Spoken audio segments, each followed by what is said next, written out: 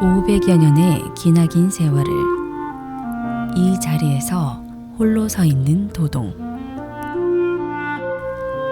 자신을 닦아 백성을 편안케 하려는 선비의 이상과 삶은 소리 없는 메아리로 울려 나아갑니다.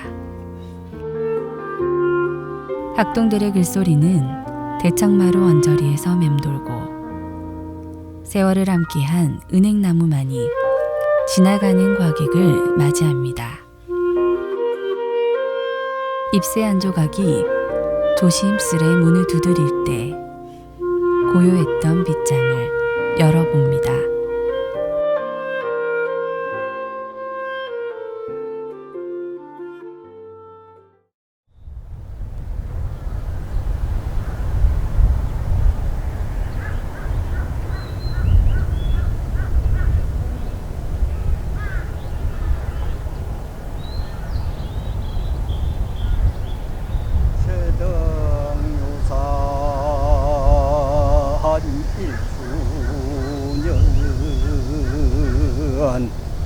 재연 화장 도은전을 응시유색 내외국하고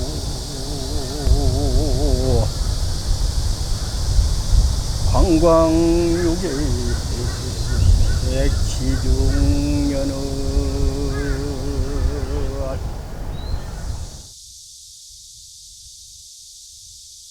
왜 이런 큰 집에 올라오는 계단이 그렇게 좁은가 하면은 조심하라고. 항상 어른 앞에 나아가더라 해도 한 걸음 한 걸음 조심하라고. 이 중정당에 비해서 환주문이 저렇게 낮고 문이 송 것은 어른 앞에 오면서 자세를 낮출 줄 알았고, 또 환주문 복판에 돌이 하나 있는 것은 길을 걸을 때 항상 살피고 걸어야 된다. 돌 하나 저렇게 있는 것도 스스로 조심을 하라는 교육이 담겨져 있습니다.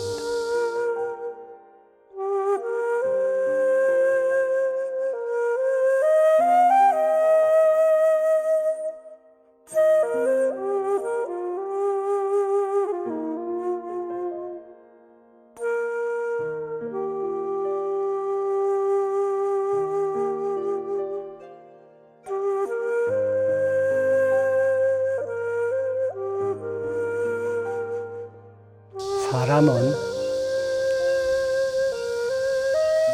예의를 벗어날 수가 없습니다. 아무리 지위가 높고 학문이 깊을지라도 예가 없으면 그 사람을 존중을 못합니다.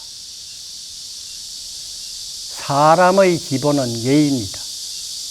예를 갖춘 후에 학문도 중요하고 높은 자리도 중요한 거지요. 행유열액이 얻은 적이 학문하라. 행실이 남은 힘이 있거들랑. 그 다음에 글을 배우라.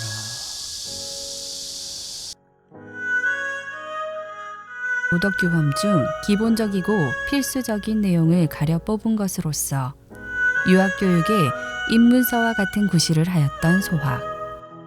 소학은 집을 지을 때 터를 닦고 제목을 준비하는 것이며, 대학은 그 터에 제목으로 집을 짓는 것이 된다고 비유하여 소학이 인간교육의 바탕이 됨을 강조하였다. 30년을 읽어도 보면 볼수록 더 느끼고, 참 세상의 글 중에 이 소학만치 더 중요한 것이 없다고 해서 자칭 소학동자라고 했죠. 정리학은 우리 인생이 살아가면서 만고 진리가 그 책 속에 있다 하는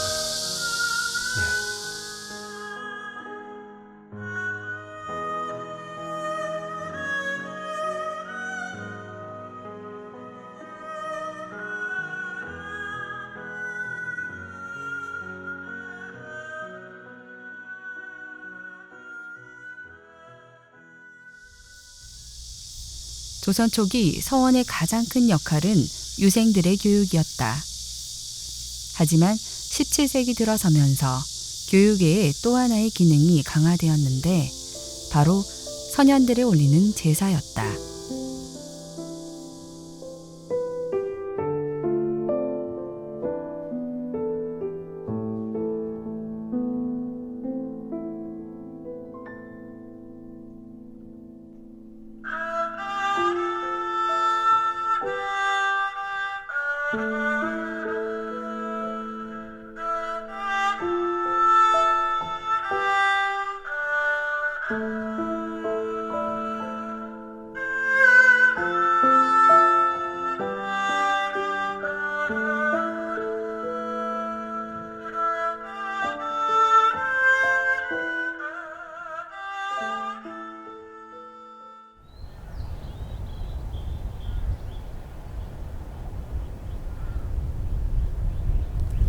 사당 앞에는 내산문이라 불리는 3개의 문이 있다.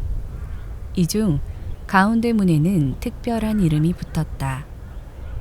신만이 드나들 수 있는 문이라 하여 신문이라 한다. 여기에서부터 내산문에서부터 사당까지는 동입동출입니다. 그럼 여기에 내산문을 보다시피 계단 한쪽에 서쪽 계단이 없습니다. 가운데는 신문이고 그리고 우리는 오른쪽 계단으로 해서 동쪽 계단으로 해서 가서 동쪽 계단으로 내려온답니다. 내산문을 통과해서 사당에 들어갈 때 계단이 2개 있습니다. 그러면 여기에서는 동입서출이냐? 그렇지는 않습니다. 내산문에서 동입동출이기 때문에 사당에 들어갈 때도 동입동출을 해야 됩니다. 그게 다른 서원하고 다르다고 할 수 있습니다. 1년에 2번씩 봄과 가을에는 공자와 사성에게 석전제를 올렸으며 매달 초하루와 보름에는 분향제를 치렀다. 제사의 예법은 서원 건축 속에 녹아들었다. 중정당 한가운데 불을 밝히는 정료대가 놓인 이유도 이 때문이다. 대안공간은 사당에서부터 시작된다. 이곳 또한 제사를 위한 석등이 설치되어 있다. 이뿐만 아니다. 사당벽에는 정사각형의 구멍이 하나 있는데 차라고 한다. 제문을 태우고 연기가 빠져나갈 수 있도록 설계되어 있다. 도동에서는 담장 하나를 쌓아 올릴 때에도 이러한 것을 염두에 두었다.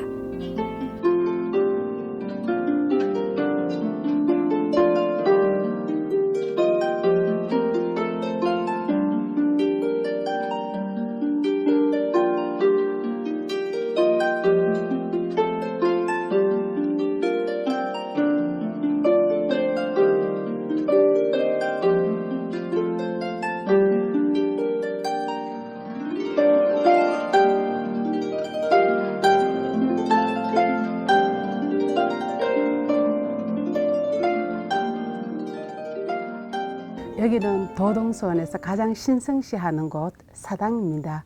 사당에는 위패를 모시고 있는데 한원당 김경필 선생과 그분의 외증손인 한강 정구 선생의 위패를 모시고 있어요. 1년에 2번 향사를 지내는데 2월하고 8월 중정일에 향사를 지냅니다. 그때는 당연히 오픈하지만은 특별한 경우가 아닌 경우에는 여기에 거의 오픈하지 않습니다. 이곳 사당에는 여느 서원에는 없는 특별한 것이 있다. 바로 2점의 내부 벽화이다. 한원당 선생이 쓴 시를 가지고 벽화를 그렸는데 누가 그렸는지는 모르지만은 이 건물을 지을 당시에 그려졌다고 합니다. 한원당 선생이 쓰신 시 선상에서라 하는 배 위에서라 하는 시가 있어요. 그 시를 가지고 그림을 그렸는데 그게 강심월일주, 강 위에 배 한 척이 있고 하늘에 달이 떠 있는 모습이고요.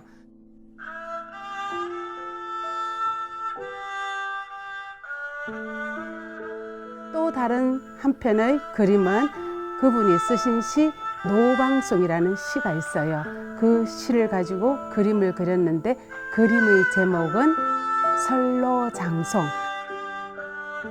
늙은 소나무 위에 눈이 쌓여 있고 하늘에는 달이 떠 있는 그런 모습입니다.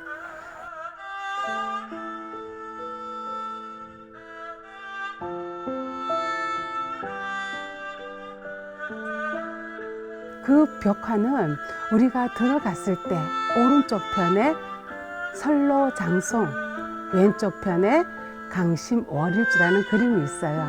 그래서 그 그림을 보면은 예전에 풍류했던 그런 모습들을 느낄 수 있습니다.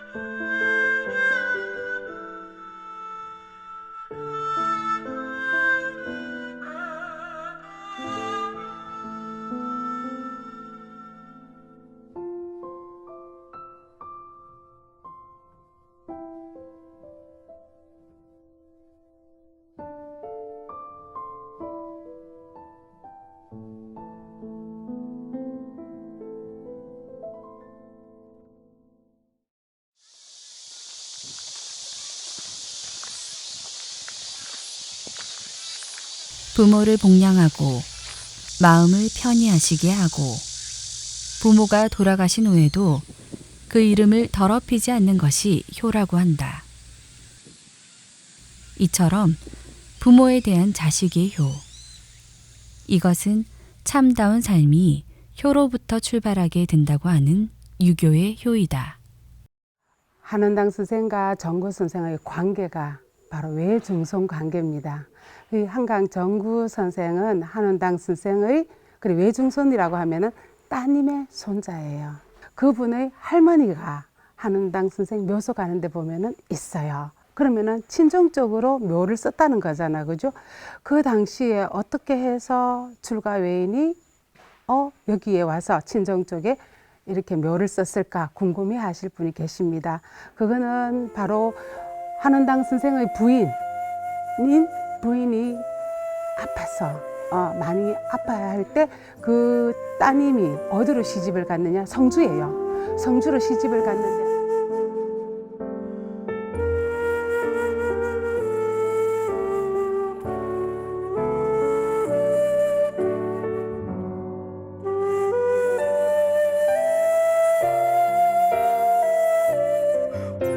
성주로 시집을 갔는데 엄마가 아프다는 소식을 듣고 미음을 끓여서 여기까지 품에 안고 왔거든요. 그러면 여기 그 100리나 되는 길을 달려오면서도 품에 얼마나 안았으면은 그 효성스러운 마음에 의해서인지 따뜻하게 아직까지 식지 않았다는 거고.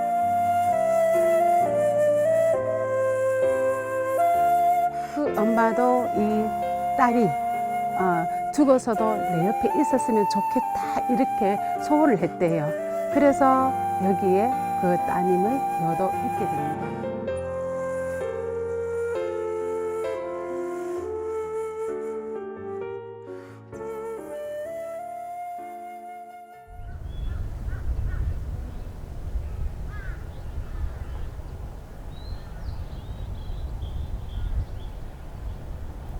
도동서원에는 또 다른 사연이 숨겨져 있다.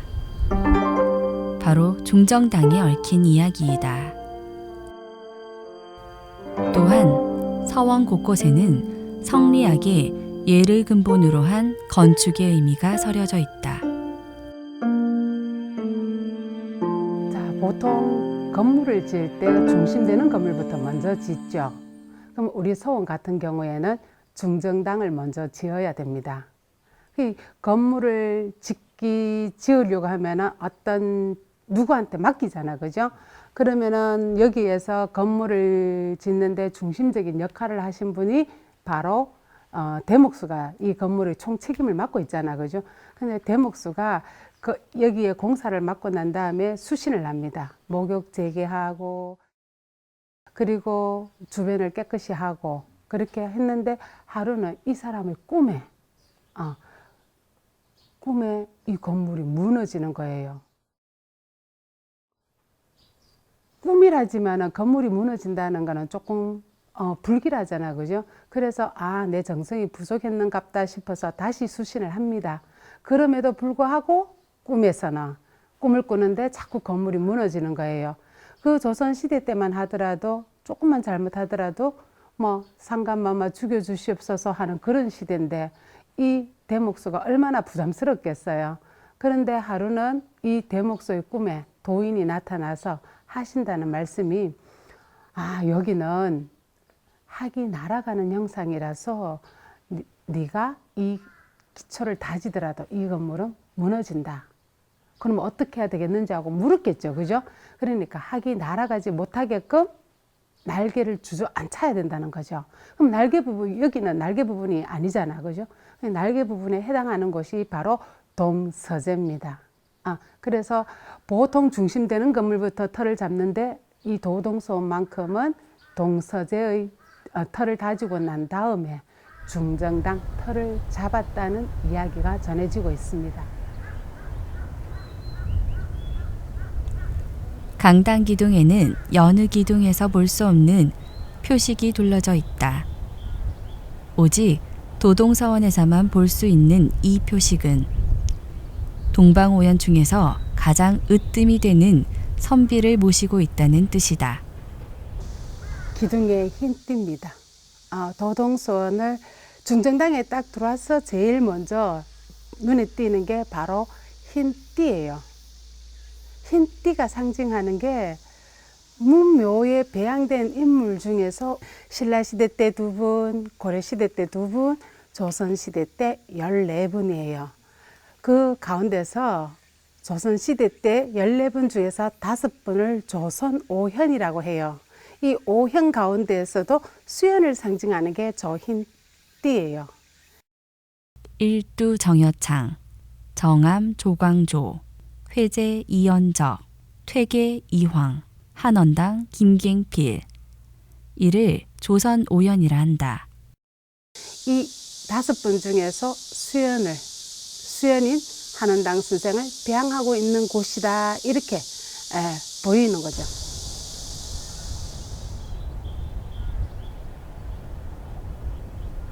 흰띠가 보이면은 말을 타고 가시는 분들은 말 위에서 내려가 걸어가셔야 됩니다. 수연을 모시고 있으니까 우리 경상감릉공원에 가면은 하마비가 있어요. 절도사 이하 개하마, 절도사 이하의 직책을 가지고 있는 사람은 전부 다 말 위에서 내려서 걸어 지나가거라. 타계사에 가면은 대소인 개하마 하는 비가 있어요.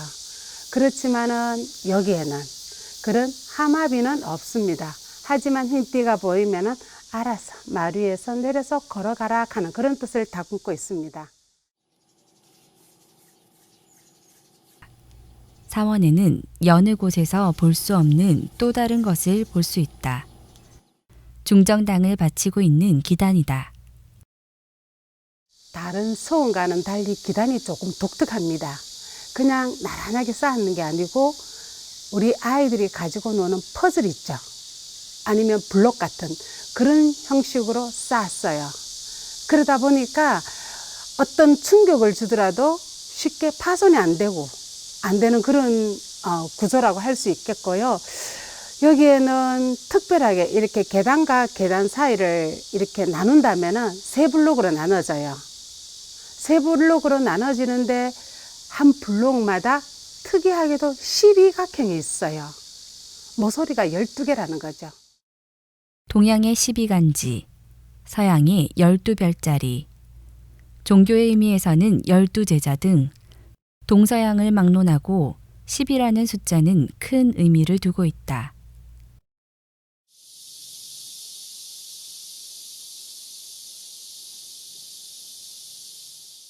용은 등용입니다.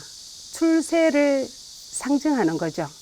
거북이하고 용의 공통점은 물입니다. 이 중정당이 목조 건물이에요.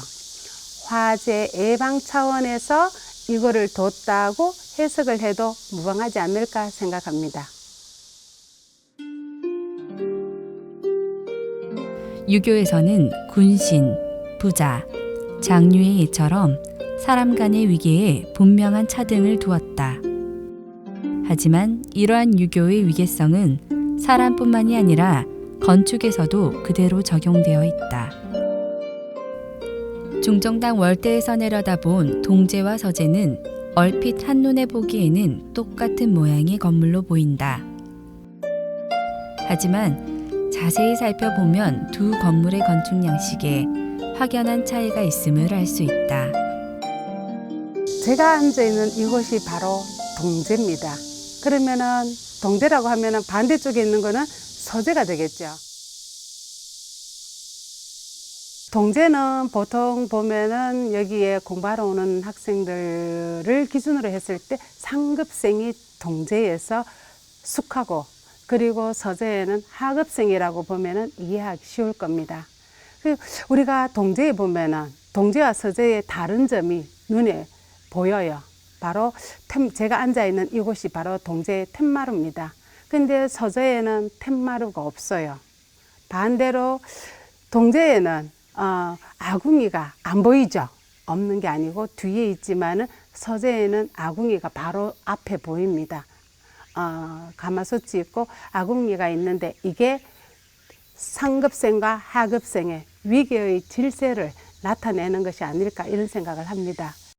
또한 두드러지게 다른 점이 있다면 동제의 기둥은 원주로 되어 있다. 서제에는 반대로 각주예요. 원주와 각주를 따졌을 때 원주가 상위 개념이라고 보시면 되겠습니다. 이 동제의 이름은 거인제, 서제의 이름은 거의제라고 합니다. 유교의 기본 원리가 인의애지신입니다. 방위로 따지자면 동서남북 중앙입니다. 그래서 동은 인, 서는 의, 동제는 거인제, 서제는 거의제라고 저희 서원에서는 이름을 붙이고 있습니다. 서원을 처음 세울 때 정문은 환주문이었다. 사액서원의 위상에 비해 1.5m밖에 되지 않은 작고 낮은 문이다. 우리가 중정당에 들어올 때 통과하는 문이 바로 환주문입니다. 환주문을 보시면은요, 저기 위에 귀화가 하나 있죠. 저게 우리는 절병귀화라고 합니다. 저게 건축학적인 기능으로는 사실상 비가 많이 오면은 누수 현상이 생겨요. 그 누수 현상을 막기 위한 거지만은 또 다른 의미로 해석을 하자면은 저게 바로 선비들의 갓을 벗으면 선비들의 상투가 보이죠. 그 상투하고 같습니다. 폭이 좁고 높이가 낮은 데다가 중간에 돌이 하나 있어요. 정지석이 하나 있는데,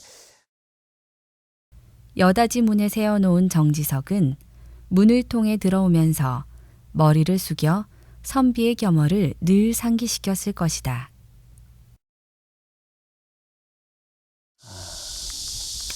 옹고지시른이란 말이 있죠. 옛날 거를 참 본받아서 새 것을, 새로 오는 미래를 개척하는 것, 이게 옹고지시입니다. 얼마 전에 그 조선시대 과거제 재현을 현재의 그 공부하는 학생들이 그런 광경을 구경도 못했고,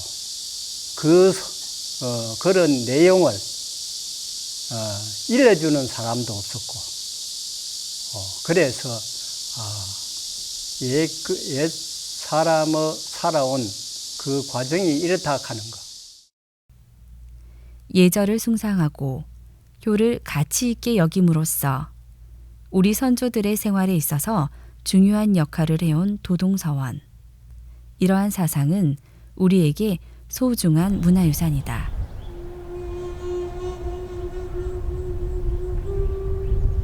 세등유산 1주년 재연화장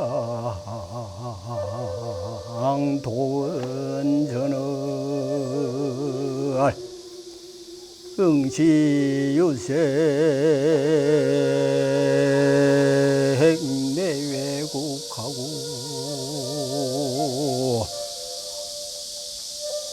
관광유객 치중연을 토민운집 접한동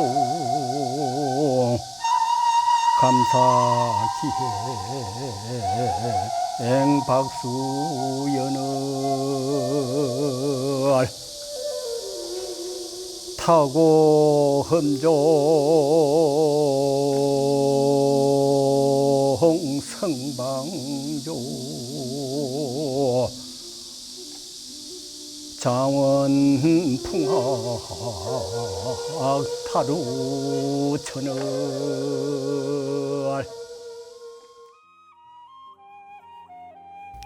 한순간 흐트러짐이 없으며 부모에게 효심을 다했고 아랫사람에게는 자애로웠으며 부부간에 정숙의 예를 지킨 조선의 선비. 그런 삶을 살아가라고 누누이 말씀을 하셨을 겁니다. 살아생전에도 그렇게 하셨고 청렴함을 추구했던 선비들의 삶과 흐트러짐 없는 기계, 결코 변하지 않는다는 진리의 믿음. 그 본손으로서 당연히 해야 될 임무라고 그렇게 생각을 하고 있습니다. 도동서원은 선비의 길과 선비가 추구하던 이상적 바람이 이곳에 고스란히 서려 있다.